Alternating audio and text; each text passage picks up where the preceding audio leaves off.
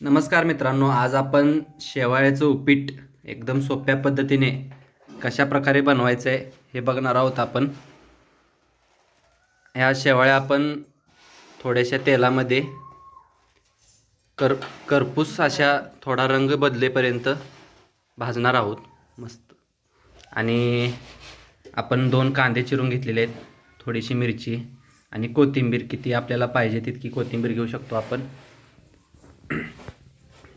छान असं भाजून घ्यायचं आहे आपल्याला मित्रांनो, बघू शकता.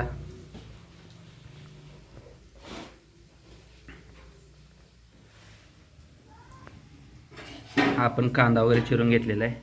आता त्याला हलवूया आपण आणि करपेपर्यंत थोडंसं करपूस रंग येऊपर्यंत त्याला आपण हलवणार आहोत.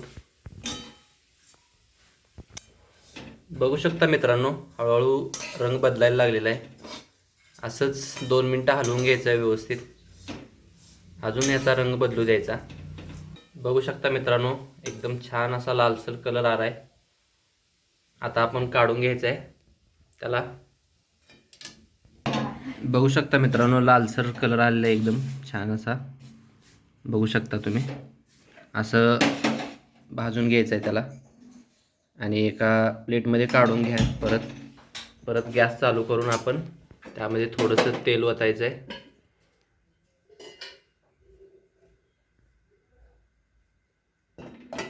इतकं तेल पुरेसं आहे मित्रांनो, बघू शकता. त्यामध्ये थोडीशी मोहरी टाकायची मित्रांनो, त्याला छान असं तडतडू द्यायचं. त्यामध्ये थोडंसं जिरंही टाकायचं मित्रांनो, तडतडू द्यायचं छान असं. त्यामध्ये मिरची,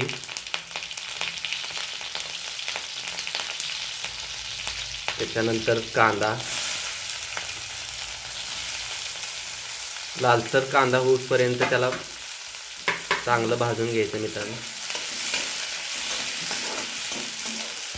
बघू शकता मित्रांनो, लालसर कांदा होत आहे. पूर्णपणे आपल्या शेतातला हा पांढरा कांदा आहे, देशी कांदा म्हणू शकतो आपण. पूर्ण मिरची, कांदा सगळं काही आपल्या शेतामधलं आहे मित्रांनो. असं लालसर एकदम छान असं त्याला भाजून घ्यायचं आहे. त्यामध्ये आपल्याला कढीपत्ता टाकायचा असेल किंवा नसेल आपण टाकू शकता किंवा नाही पण चालतं. चव छान येते त्यामुळे. त्यामध्ये आता शेंगदाणे टाकायचे आपल्याला, भाजलेले असावेत शेंगदाणे. 1 चमचा छोटासा मीठ टाकायचं त्यामध्ये चवीनुसार. थोडीशी हळद टाकायची त्यामध्ये पाणी टाकून घ्यायचं मित्रांनो.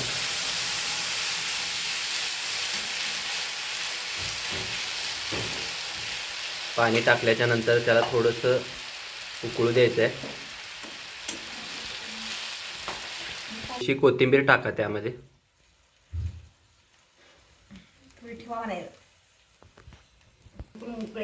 आता उकळी यायला पाहिजे छान अशी. आता आपल्या मम्मीने म्हटल्यासारखं दणकून उकळायला पाहिजे छान असं.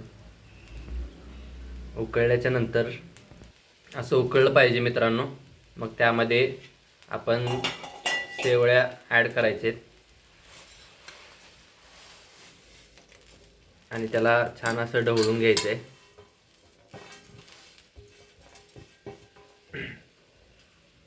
त्याला हलवल्याच्या नंतर थोडीशी झाकून ठेवायचं त्याला, थोडंसं 2 मिनटं. झाकल्याच्या नंतर छान असं पाणी आटू द्यायचं आहे त्यामधून. बघूयाच पुढं आपण.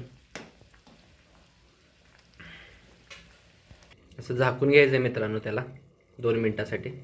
बघू शकता मित्रांनो, छान असे उकळले आणि आपल्या शेवळ्या पण शिजलेत. छान असा वास यायला लागलेला मित्रांनो. पाणी सुद्धा आटत चाललेलं आहे. आणखीन 1 मिनिट ठेवायचं आपल्याला झाकून त्यामध्ये. आता आपण काढून घेतलंय मित्रांनो.